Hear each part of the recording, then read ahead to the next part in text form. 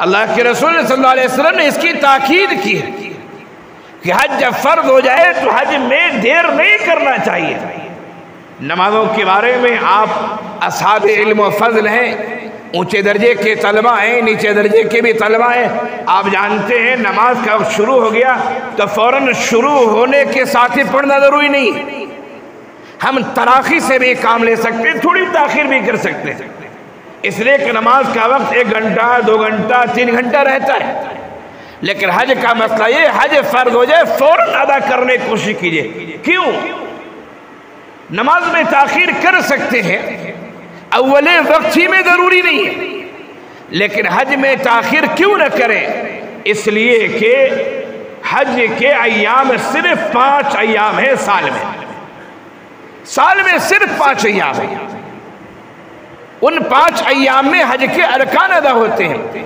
अगर आपने इस साल हज न किया तब वह हज के अय्याम 1 साल के बाद आएंगे।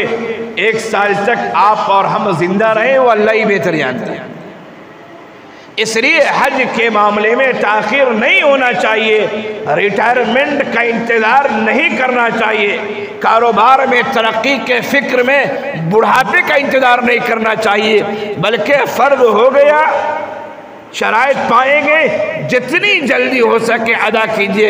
इसलिए कि जिंदगी में सिर्फ एक दफा है, अगर आपने टाल मटोल से काम लिया, आइंदा साल आप जिंदा रहे न रहे, वो मौका मिले न मिले वो अल्लाह बेहतर जानता है। फिर तो आप बहुत बड़े गुनहगार होंगे कि इस्लाम के एक रुकन को आपने अदा नहीं किया।